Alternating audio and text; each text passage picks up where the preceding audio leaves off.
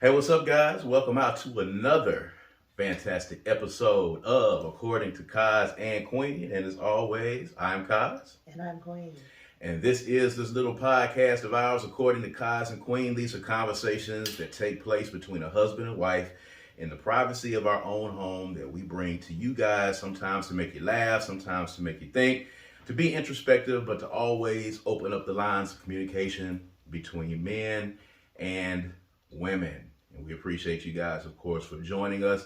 We're available on all streaming platforms, okay? We just started season 3. This is episode number 52. Season 3 kicked off with a bang. We got a new look right here, of course. Let us know what you think about this new look. And of course, we're on all streaming services, Spotify, Apple Music, you know the drill. And we're also on Black with No Chaser Radio. So all you got to do is go download the Black with No Chaser Radio app. That's BWNC Radio app. Make sure you go down there and download that. It's a lot of great Black podcasts, a lot of great Black content that is on that Black with No Chaser channel. All right, so make sure you go and check that out as well. And of course, you can follow us on all social media platforms. We're on Facebook, we're on Instagram, we're on Twitter, and we're on TikTok. So we might even start doing a little bit of that quirky content that you guys like so much. We might even do it because we do a lot of funny stuff here inside of the house as well. And of course, you can hear us on the streaming services, but if you prefer to see our bright, shiny faces, you can check us out on YouTube. It's youtube.com/Brad Kamikaze Franklin. All right. youtube.com/Brad, Kamikaze Franklin. Brad Kamikaze Franklin. You'll see it on the screen. When I put my fingers up, you know the drill. Bow. All right. So make sure you check it out. Make sure you go check out all of the other great content that is on that channel as well. This is brought to you by none other than the Kundi Collection, www.kundicollective.com. Got one right here, of course. You know I'm always repping, always representing, okay? Not color, not Negro, not African American, Black. We represent Blackness on this show. That is what we do, and that is what we rep here as well. So we appreciate you guys for joining us. We're going to be talking about debate night in just a little bit. We're going to get to that, something fantastic that's going on. Tickets are available right now. If you're watching, tickets are available right now. We'll put the Eventbrite link up in just a little bit for you to be a part of a very unique live social experience that you're going to want to be a part of. There's a lot of cool people involved, and you're going to be seeing it popping up somewhere on YouTube and other places as well. So make sure you're checking it out. So we're going to get started this week. We got a lot to talk about. I think one of the things that people like about us, and I think one of the things that we like about us, is that over the years we have learned how to conflict resolve a lot better as we have matured. And we're really transparent. I don't think that there's anything that, we keep from you guys. There's a little bit that we keep from you guys, but we're kind of transparent. It's kind of transparent with things that go on in our household. We talk about being a married couple now, just having seen our 14th wedding anniversary. So we had a little incident, did we not? A little small something? What? A little small something. So my wife, goes out with a friend. She has a good time, and we have had a couple of conversations over the years about the time that we feel that a husband and wife should be in the household after a night on the town. And there are a few instances where my bride takes a few liberties with it. I will say this. We always talk about this. I don't, my bride is not my property. My bride does not belong to me. Her body belongs to her. We are a married couple, but she is a grown woman. Not only she's a grown woman, she has plopped 2 kids out of her as well. So she has the full right to act as an adult. I don't make mandates and make demands of her, and she doesn't make them of me because we're adults. So we learn how to operate within the confines of the marriage. But there are instances where she might take a few liberties, and there are a few instances where, the old queen, Fumi, or as her alias is known by those in those days, Hollywood, the old Hollywood will come out, and she'll get out on the town and get a little liberal, a little loose with the time, and come in a little bit late, a little bit in the very wee hours of the morning. In fact, the morning has begun for a lot of people when she gets in. So she got in a little late. There was a blow up. There was a I don't know what you can do at 5 in the morning. There was a little blow up and a little back and forth. And in the light of day, things were different, and we had to figure out how to resolve that conflict and resolve it immediately.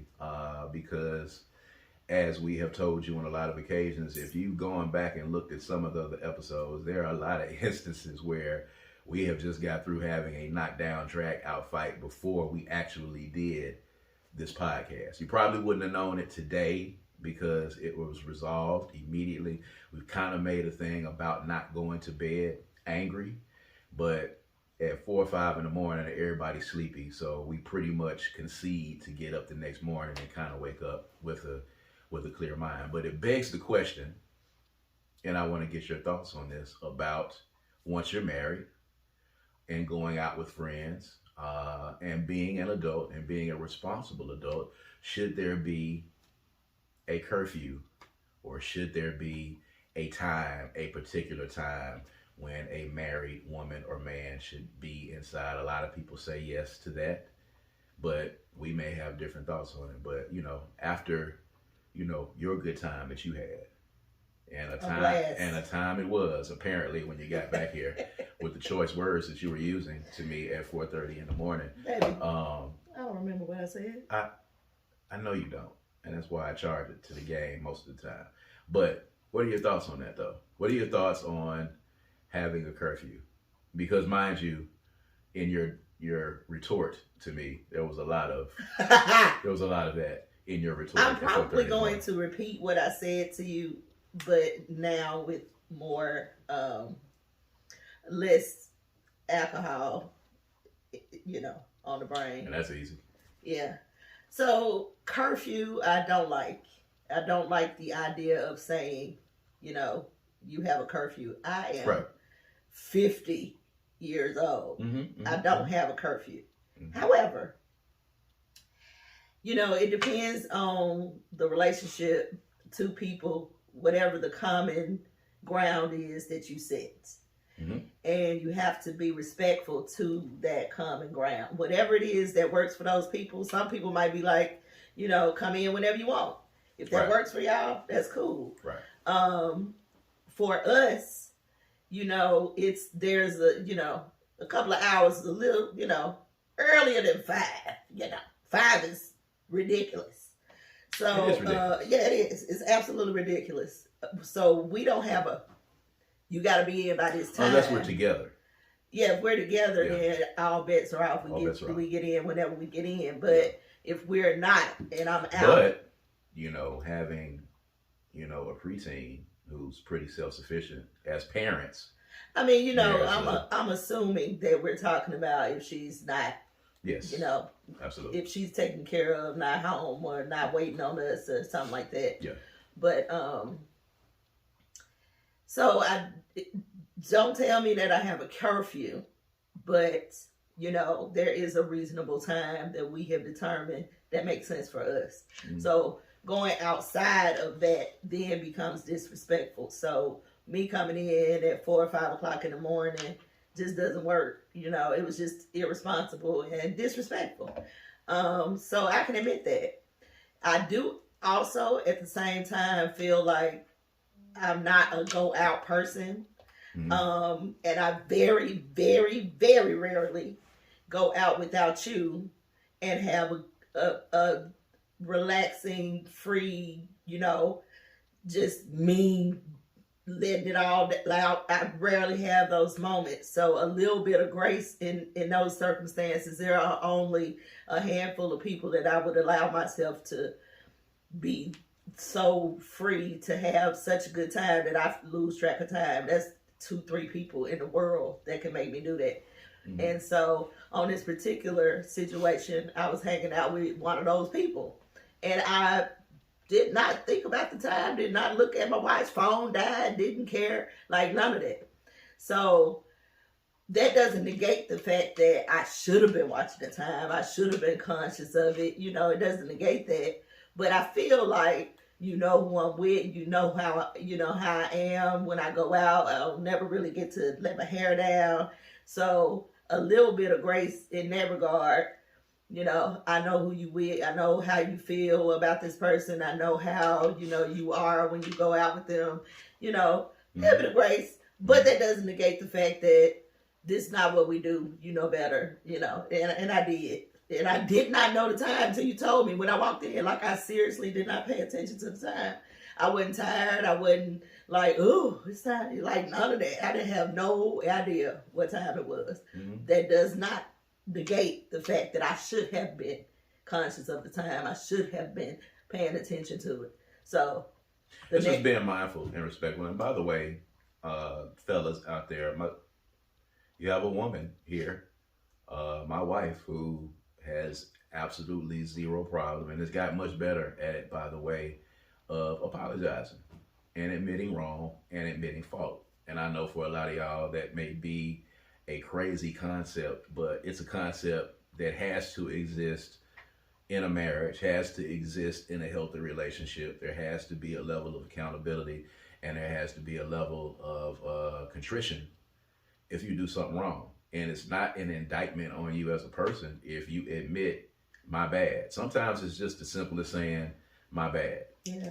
And, getting up first thing in the morning, which is kind of usually for us a reset for the day, getting up first thing in the morning and admitting fault on both sides, because I was at fault too at 4:30 in the morning and kind of going off loudly. Oh my God, you laid into me, baby. Yeah, I was a little perturbed. But, there's the thing, because you are a woman, I am concerned about your safety. It's a difference, than with me. And I've come in at 4, 5 in the morning before. I'm coming from out of town, coming from shows, coming from off the road. Let's talk about homecoming. Homecoming is coming up. Homecoming is one of the weekends where you get a pass. You know what I'm saying? Like, not a hall pass, but a pass. And I still don't come in just you have. I have, but that's previous. Did I react the way you reacted? And it's been a long time, but it's been a long time for me too. Did I react the way you reacted when you came in late? You had a problem with it. Did I react the way you? You didn't react the way that I reacted. So tell the people why you reacted that way. Because I don't do that. That's not a normal thing. I was concerned about your safety. You could not go to sleep because I wasn't at home. And I couldn't go to sleep. That's the reason why you acted like that. But the reason why I can't go to sleep when you're not home is because I'm concerned about your safety when you're out. And I'm a very light sleeper. Like, I'm a light sleeper, guys. My wife, in the morning or late at night, if she's gotten into REM sleep, there is no limit to the things that I can do on the edge of our bed. In our bed. There's no limit. Build a house beside me. There's no limit to what I can do in that bedroom or up here, what I'm watching. I could be up here building a shed in the front room, with wood and drills and all kinds of stuff, and she's not gonna wake up. She sleeps very hard. I sleep very lightly. Keys, little cracks here and there, the house settling, all that kind of stuff. Dog barking outside by the window. Any number of small things that happen. I'm sorry for you. Yeah, I'm a light sleeper. There are rare occasions when I get into REM sleep, and it happens sometime during the course of the week when I get in that REM sleep, and I'll miss the phone buzzing, I'll miss whatever you're watching on TV. And there are some occasions where you kind of move around, but if you kind of get up and stir about, I'm gonna wake up. And I can't really sleep unless I know that you're in the house. That's just how I am. If my kids who are out of town or in other places and don't live with us, if I know that they're out doing something, I can't be settled until I know that they're okay. That's just me, personally. But being a light sleeper, and you being a woman and being concerned about your safety out here, and I know that you were with people who were going to absolutely take the best care of you. That wasn't the issue, but you never know what goes on. So I get it. I'm not content. I'm not content until you're here in the house. I'm not content until you're here. So when you get here, I'm content. And you lost track of time. Your phone is zany these days. It's time for an upgrade, by the way. I can't even take pictures. My phone just shuts off. Yeah, it's crazy. It's crazy out here. But I get it. Yeah. And I respect it, which is why the first thing I did when my feet hit the ground that morning was to apologize to you. Mm-hmm. And I didn't even get to apologize for what I said, but I can't remember it, so an apology would be worthless. So, but I do apologize for disrespecting, because I do feel like it was disrespectful. I saw that you texted me after my phone came back on. Like, if that was me and I texted you and you didn't respond, that would have created a panic for me. Mm-hmm. So, and I knew the condition that your phone was in too, and I know that your battery runs out, and I know that you were going to be down at some point, because you don't really my you don't phone really care. Be in my bag. I don't really be paying no attention to so it. With me, if I'm out, I'm present. Whatever I'm doing, I try to be present. So I was fully present, and in the moment that I was in, kicking it with my people. I don't get to do that. I can't even remember the last time I was with them. So I really just threw caution to the wind. In hindsight, I didn't give enough consideration to the wind and how far it would take me, So to that regard, you deserved, Braylon deserves, like, the household deserves an apology, because that was not a responsible act for me to do. Not because I was irresponsible in hanging out till 4 or 5 o'clock in the morning, but I was irresponsible in how we run our household. That's just not what we do. So giving you an apology was heartfelt, and it was my fault. So I was cool with taking the accountability for that.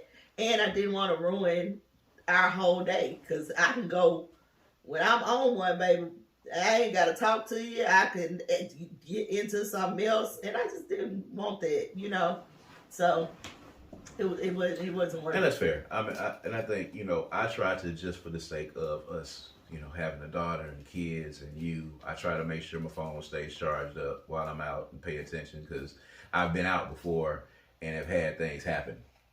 Sure. On the spur, and you have to, just keeping your phone charged up, and then sometimes, I have to take it and put it in the truck and let it charge, or ask somebody for a charger, or if I know I'm gonna be out for a while, take a charger with me, make sure that it's charged up, because there was no way. There was no prep.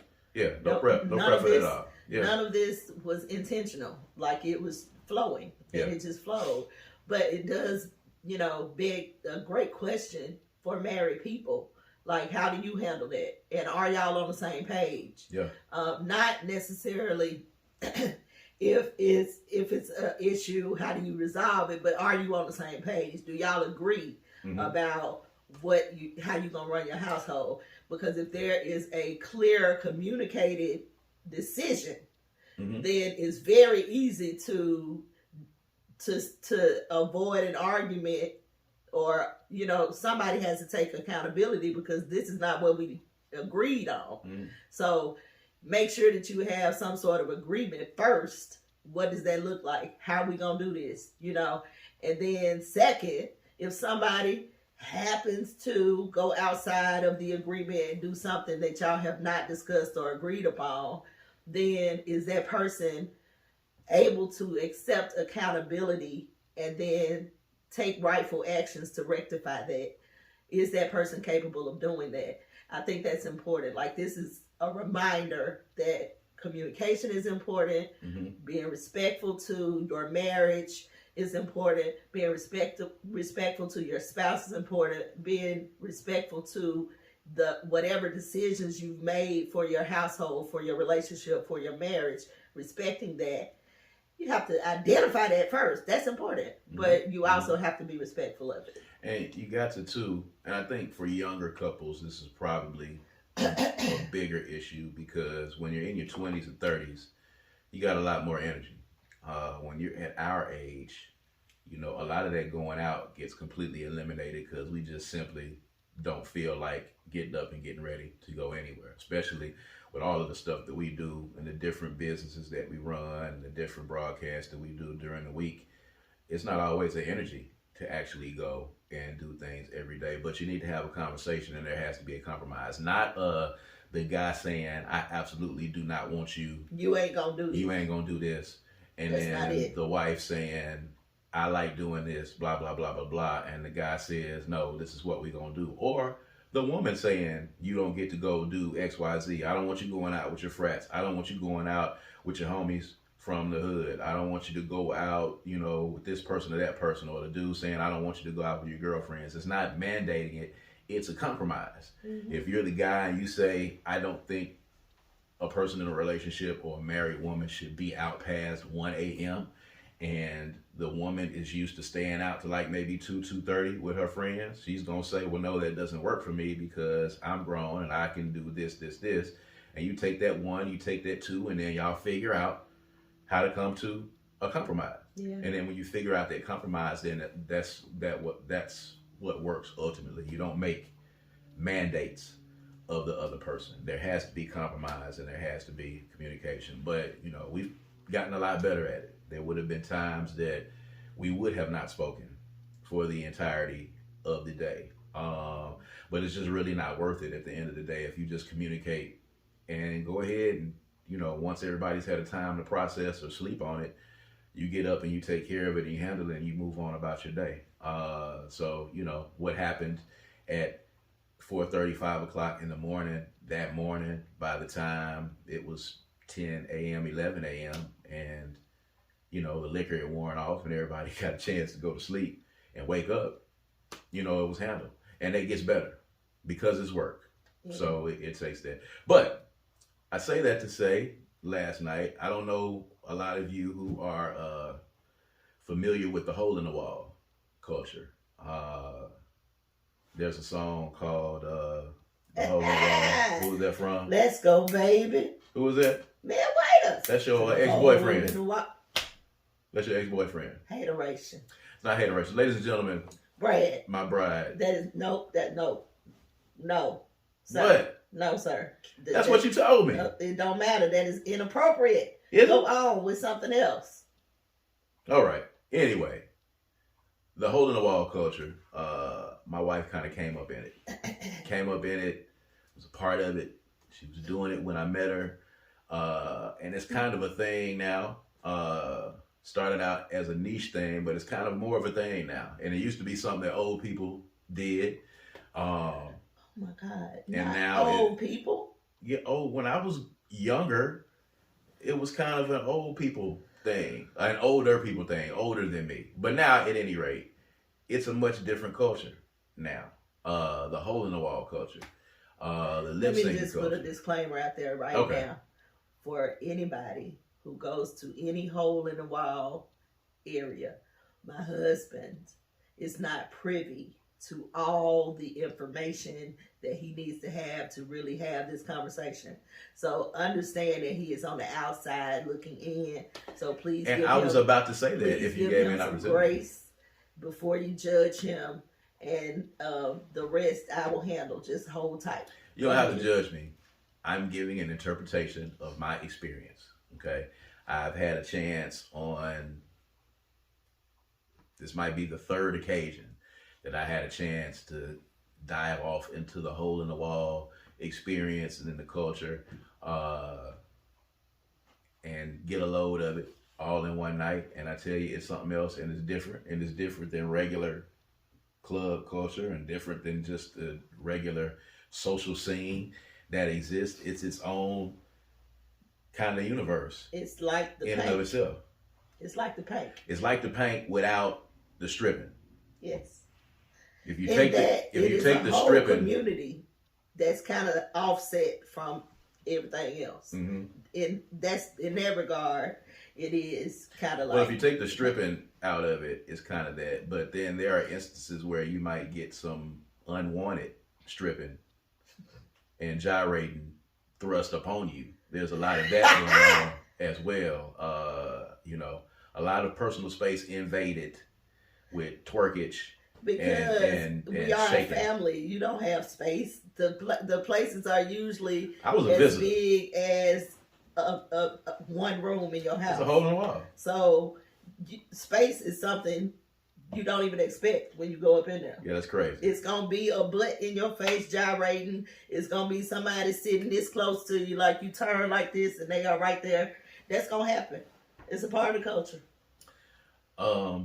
There was gyrating going on. Interesting to note that the majority of the gyrating comes from women who are in their 60s. That is not true. I'm giving you my experience. That I'm not was telling just you. for the night that we were there. Yes. On a I'm regular giving you my night, experience. everybody gyrates. Everybody gyrates. Even the men. And the men gyrate. And that's cool. I'm going based upon my experience from... I think it's something to be said for a 60-year-old gyration. I'm going to be gyrating at 60. I am in favor of 60-year-olds gyrating if they want to gyrate, if they want to twerk, if they want to shake. Absolutely. 60, 70, knock yourself out, ladies and gentlemen. However, it's not particularly something that I want to intake with my eyeballs on a regular And that's basis. why you are a visitor. I was a to visitor. The hole in the wall. I was a visitor. Yeah. It was an experience. Especially the lip syncing was an experience. Those of you who are familiar with the lip syncing culture, it's not exactly karaoke. It's different than karaoke. I think it's kind of similar to what lip syncing is kind of similar to what the thing that they were doing on Pose. What do you call that? When they're That was lip syncing. They're still lip syncing. Okay, so it's a big deal, and you make tips. You get tips. You get up there. You sing your song. So my wife lip synced. She is a legend in the hole in the wall. Hollywood is a legend. Although they did call you queen on the mic. They did call me queen. Did call you queen. It was a young dude DJing, so he might have known. But they had to tell him who I was, so that was probably not him. That said His that. mic wasn't working well either. That was interesting. I found that interesting because I was definitely Hollywood. Well, not really, but I would think that I would have been Hollywood there. But they was like, Queen. I was like, oh. I mean, well, people know you. People know you. Yeah. They know you. So you're a legend in the hole in the wall world with the lip syncing, and for your godmother's birthday, you did a number. Mm-hmm. And mind you, by the way, I want to say they came over and asked her if she wanted to lip sync. Oh, here we go. Let me tell you, ladies and gentlemen, this is the hateration. It's not hateration, but let me tell you, it's so cute. It's the cutest thing, and everybody is guilty of it. Even I can say I'm guilty of it. But you come in there after you hadn't been in there for a long time, and the people come over to you and say, "Hey, Hollywood, I want you to lip sync for my birthday." Or, "Hey, you think you got a number in you? You want to lip sync?" And then comes the, "Oh, me? Well, I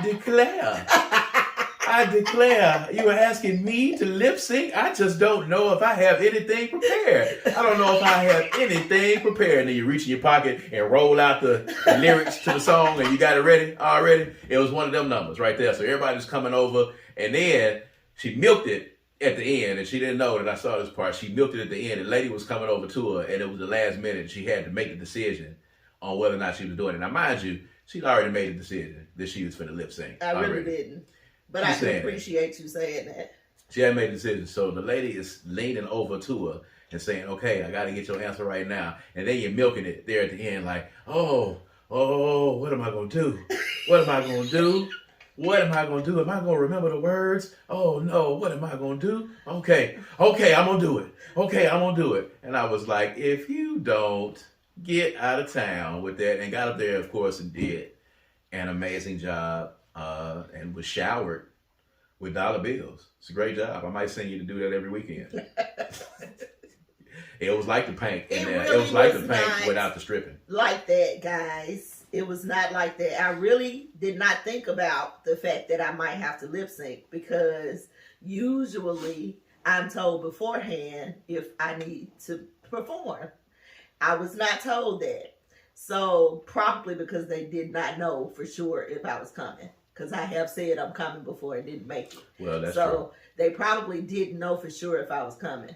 So when they started asking me to lip sync, I literally did not want to do it, because I don't do it on a regular basis. Hadn't thought about it. Didn't know what to do. But I got an arsenal now. Don't get me wrong. I got things I can pull from. Okay. But usually back in the day, if someone pulled something on me, like spur of the moment, I would go outside and listen to the song real quick so I could remember it.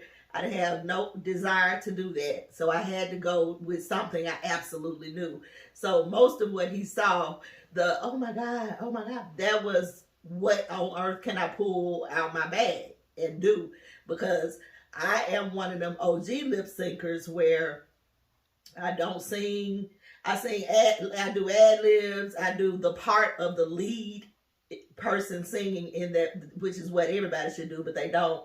Y'all are dumbed down lip syncing so far that I don't even know what y'all doing. But you're supposed to sing the lead vocals.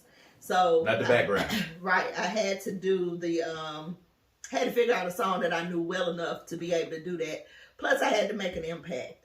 So I went with Dangerously in Love, and it came back like clockwork. That was one in your bag. Everybody's got that one in the bag that they can go to. I got about 2 or 3. You got 2 or 3 in the bag. Yeah. So you was really ready. But for the sake of, you being who you are in the hole in the wall scene, you had to keep them on their toes a little bit. Well, it was my godmother's birthday, and if she asked me to do it, I had to do it. So, but she was smart, because she kept sending people over there to ask for her, which that's just like her tactic. Mm-hmm. And it was a couple people that she was sending, 2 or 3 people. And so a lot of people came over. Yeah, so she meant for me to know that this is what it is. Oh, I don't know. I did not come prepared to do anything. Wasn't prepared, baby. I was just coming to. He acted like I was just there, all kind of dramatic. I was. Gas. It wasn't like that. Oh my God. It was said gas. Oh my gas. Oh my gas. But it was cool though. You lip synced, you did your thing, and we were talking actually afterward. You did Dangerously in Love, which I guess we call a deep cut. For the Beyonce Destiny's Child fans. So I asked you the question. The question arose because you said that a lot of people in there were not familiar with that song. To me, that was one of her biggest records. Mm-hmm. So it should really be a deep cut, but you said a lot of people in there didn't. So it begged the question for me, and I wanted to ask you just how big of a superstar is Beyonce? Are there people in the hole in the wall, or do you think there are people that exist that don't know a Beyonce song, or don't know if you say the name Beyonce knows, or Beyonce, that would not know who she is? I don't know where they are in the world. Even the people in the hole in the wall, while they may not know Dangerously in Love, they know a Beyonce song. They know, who Beyonce is, even if they have to say Blues Mama or Jay-Z's wife or that girl from Destiny's Child. They know who she is. They just are not. These are blues fans. Mm-hmm, mm-hmm. So if you got a song that's close to blues that Beyonce does, that a DJ plays, then they'll know it. But for the most part, you're going to be listening to blues in there, Mm-hmm. So, and young people in there reciting the words to. There were young songs. People in there mm-hmm. that know Beyonce, but the majority of the people in there, listen to blues. They are blues lovers. I was saying that the young people were in it. When I was in my 20s, blues was looked at to me as, again, old people's music, or people that stay in the country, in the boonies. But in this day and age now, I guess with the advent of Southern Soul, there's a lot of young people that are in their 20s that be reciting the words to these songs and know them and are immersed in their culture. I think that the 20-year-olds are hearing it from their parents. You know, their parents are listening to it. So that's how they're hearing it. Just like our kid is hearing rhythm and blues. She's a hip hop fan, but she hears rhythm and blues from me. So she knows some of those songs. You know, it's just not her forte.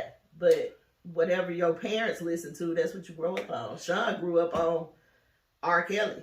You know what I'm saying? He grew up on R. Kelly and Brian McKnight. What's up? Yeah. So whatever the parents listen to, that's what they do. Let me ask you this. I don't think we talked about this on the last show. Did we talk about Braylon telling us what her go-to hip-hop record was? So I was having a conversation with the little one, y'all out there while we were talking about this, and I was listening to BG of the Hot Boys and Cash Money had just been released from prison, so I was going back through and listening to some old BG records from when I first got introduced to them. And I know the records very well. They jam hard, and you know, I'm very animated when I'm driving and the music's on, as a lot of people are. And our little one is very reserved and kind of very calm and kind of really chill. I've never really seen her get hyped to music. She listens to music, but I've never seen her get hyped. I've never seen her bop. I haven't seen her do any of that. So I was like, hey, you know, you listen to music, you know, how does music make you feel? What emotion does it invoke in you? Does it get you excited? What do you put on when you want to get hype? Like, Pops is putting on BG in the car and you hear me and I'm reciting the words to it.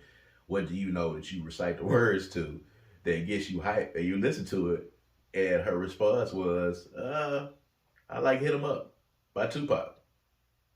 And I was like, excuse me? I said, excuse me? Excuse me, sir? She said, Hit 'Em Up by Tupac. And I was like, do you know kind of what that song is about? Do you know the words to the song? She was like, yeah. And when it comes on, I like it. And it makes me bob my head a little bit. And I told her mother, and then we talked about it. And I don't know where we go with that. And I think we kind of just, because we didn't know where to go with it, we kind of just left it alone. We'll get back to and that we later. didn't even reply to it at all whatsoever. But she told her mom, and you know, she's very transparent with us. Of course, it's a must. We keep the lines of communication open. So even at 13 years old, you know, she is very forthcoming and honest with us on a lot of things because we want her to be. So she was comfortable saying that she listens to Hit 'Em Up. We don't have any problem with her listening to particular lyrics with profanity in it because you can't hide from it. You can't hide from it. I was in the music business and her grown siblings listened to everything. But the difference was I was there and available to explain to them what they were listening to. And I was there and available to help them to discern, you know, what it was that was being said. With me being an artist and listening to people, I didn't let the music completely raise them or completely influence them without me having the balance of the influence. And I did further the conversation. Did you? What happened? So she got in the car and I was listening to Killer Mike. And usually that's not, I've already had my Killer Mike time by the time I pick her up. But that day I needed some extra, you know what I'm saying? So she noticed and she was like, I was like, so you know this album, right? What's your favorite song on here? She was like, I don't really have a favorite song. And then she was like, but there is this song. She said, so I asked her, I was like, so Daddy listens to this constantly, right? She was like, yep.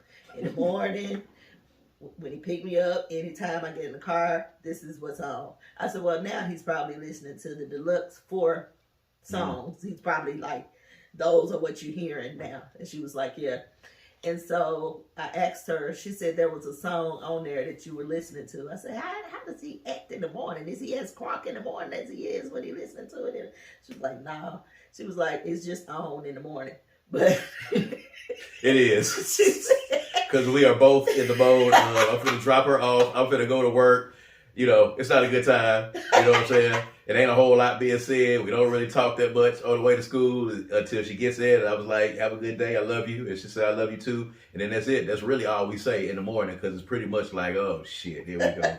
Here we go again. But she couldn't remember what song it was, but she said there was a lot of singing in it. Mm-hmm, so I would assume that it was one of those 4 songs that I told you I like. Mm-hmm. So, but I thought that was interesting because you never know what she's paying attention to. She pays attention, and and I know she does because it's influenced some of the stuff that she's listened to. It happened, with the older kids. I remember one time, not vaguely, but I remember one time vividly where, Julian had downloaded the DOC to the Xbox. And they had the video game, and he downloaded the DOC and some old NWA stuff and downloaded it to the Xbox because I had been listening to it, and he got into that, and he started kind of digging that, and then, it kind of changed his perspective on the music that he was listening to. So he has a wider palette for music as well. That influence is very important. It is. Yeah. And it's very important, and even with those kids that are singing, blues at the time. But I want to go back to what I was saying. What makes a superstar? We talk about Beyonce. We just had a conversation with some friends over the weekend about all of them going to the Renaissance tour and their experience going on the Renaissance tour and wearing the silver and the mute challenge and how serious the mute challenge was. And then there was one person that went to both the Drake and Beyonce concerts. And then we talked about what constitutes a superstar. What does it mean to be a superstar, and what constitutes being a superstar? What is that in your estimation, juxtaposed between people like Beyonce, Drake, Jay-Z? Why is Drake in this conversation? I would say Why are people comparing Drake or even lining Drake up with Beyonce? I think it's because of the fans. They both have a very rabid and, dare I say, zombie-like fan base. Drake? Yeah. Drake's fans are just like Beyonce's fans, but not to the degree. And then, of course, you've got Nicki Minaj's fans. You got the Barbs. You got those people. You got the people that have this very rabid, intense fan base for them. But when I talk about superstar, I mean as far as public consciousness is concerned. What constitutes a superstar? Is it by how obscure a place you need to be where people know who she is, like you go in a hole in the wall and there's somebody that's 65 in there knows who Beyonce is? Does that mean she's a superstar? Or is it kids knowing? Or is it white folks knowing? What constitutes a superstar? Why is Beyonce a superstar outside of her talent? For me, what makes a superstar is their popularity all over the world. Mm-hmm, mm-hmm. Like, that's what makes a superstar. I don't think that there are people, a large number of people in Africa, Asia, that know Drake. Maybe it is, I guess, but they know Beyonce. Absolutely. So they know Michael Jackson. Absolutely. They may not even know Prince as well as they know Michael Jackson. That's true. But they know Michael Jackson. You're absolutely right. And the only person after Michael Jackson that people will know like that is Beyonce. I agree. So to me, that's how it's measured. If you can go any continent in the world and stand somewhere and have a conversation with somebody about that person, it has surpassed all culture. That's a superstar. Incidentally, there's this kid that's gone viral on TikTok. He's in Africa, and he does impersonations of Roman Reigns. It's like African kids are doing impersonations of Roman Reigns now in Africa. That to me that's superstardom. Yes. And you're talking about, pockets of Africa where, there is not a lot of Wi-Fi, not a lot of exposure to the outside world, and they're getting stuff days, weeks sometimes after it airs here in the States. But you can go to London, England, you can go to Ghana, you can go to Australia, and people will know a person's name. And Roman Reigns, maybe not even in that sense for people who are not wrestling fans, but Beyonce, You can go to a village, I think, an obscure village somewhere in Africa, and they're going to know who Beyonce is. And Beyonce is amazing. Like, I spent a lot of time trying to hate her intentionally because she married Jay-Z. Yeah, that was a personal thing. It was very personal. But she's undeniable. You can't, like, if you hate Beyonce, you should self-evaluate, because there is some reason. There's something about her that is a reflection of you that you don't like or something. I don't know. It's crazy. But this girl, seriously, her work ethic is above anything that I have ever seen. She is able to command large audiences of people who willingly allow her to command them. That's great. Like, really think about that. Think about that. Like, somebody got slapped at the concert because they talked during the mute challenge. Like, people are serious. They're serious about that. Like, there's physical ramifications if you're in the wrong place. If you had made noise during the mute challenge, it became a thing. It is absolutely fascinating. And when I think about remembering how, you know, Bills started and the whole little thing, and you know, you knew that she was the daughter of the person who was managing the group, but you didn't have any idea how it was going to turn up. We didn't know how it was going to turn up, but everybody who watched Destiny's Child knew Beyonce was a superstar and that was a stepping stone. I think everybody who was a fan of Destiny's Child knew Beyonce was only going to be there for a minute. I would say that I did not think that at first, but then I saw it. I never not saw after it. After the personnel changes happened, I knew. Yeah, so the first go round when it was 4 of them, maybe not. But by the time they got to Kelly and Michelle, Beyonce had already, they were her backup singers. Yeah, it was already in the works. The writing was on the wall at that point. They should have been working on. And people are wanting a Destiny's Child reunion. What you think about that? I want to see it. I want to see. You think Beyonce would do it? LaTanya and Latavia. She shouted them out on stage, and LaTanya and Latavia were in the VIP at the Houston show. So there's a possibility that it might happen. I would love to see it. I love the reunion stories. I love the not forgetting where you came from and giving your people a chance to shine. I don't know what Latavia is doing, but LaToya Luckett has done some acting, done some things, put out some records. You know, she's paying the bills. Latavia was on a reality show. R&B Divas, I think. Yes. Yeah. She's on R&B Divas. They are not up to par with Beyonce. I mean, who's up to par with Beyonce? Kelly and Michelle can roll with her on their songs, but those first two, LaToya maybe, but that Latavia, I think you're hating on Latavia a little bit. No, I think she's getting that hold on. I mean, they're gonna do the moves. I've heard her sing. She's not on. She's definitely not. She was a group member. She was definitely a group member for sure. Yeah. But I think the best we gonna do is get them to maybe record a song, 2 tops. I don't even think they're gonna do a song. I can't see a reunion. I see a reunion on stage for them to do 2 songs from that first album. Like at a concert? I mean, yes. Yeah. Oh, well, yeah. I don't see a record. If they do a record together, I would be surprised. Coming up, it's easy to go on tour and say. What I'm talking about is, the talk is that they are reuniting for an album. Oh, who wants that?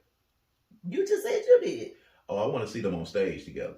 Oh, I don't know. That could happen easily. Yeah, they've done that actually. I don't know. I don't want a record. Beyonce got on one of Michelle's songs. On an album? I wonder if she charged her for it. I'm sure. I was finna say I'm sure she didn't, but you know what? I'm not sure. I'm not sure. Therein lies the problem, right there with the superstar thing. Same thing when NSYNC. NSYNC is back together. Is that the one Justin Timberlake is in? Yes. Why?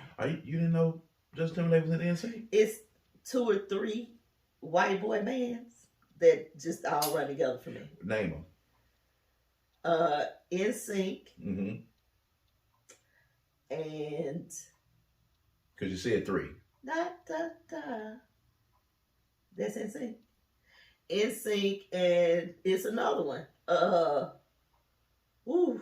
Are you fucking kidding me? No, it's another boy. It's another boy band that was out like when they were out. Right? Yeah. Da da da. I mean, you keep doing it. That's not. Why do you keep doing it? Boys. Yes. Boys. The what boys? The boys. And NSYNC.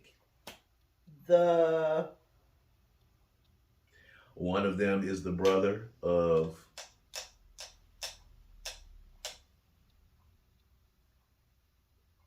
Mark Wahlberg. One of them is the brother of Mark Wahlberg. His name is Donnie Wahlberg. Oh, you talking about New Kids on the Block? I am talking about New Kids on the Block.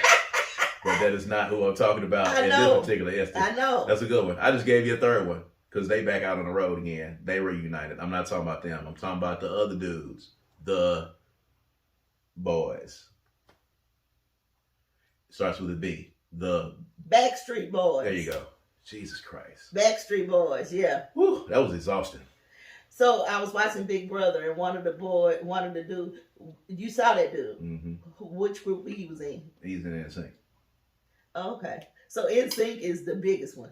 No, Backstreet. Well, you depends on Justin Timberlake was in that. Justin Timberlake was in NSYNC, but the Backstreet Boys was bigger because Justin kind of left NSYNC.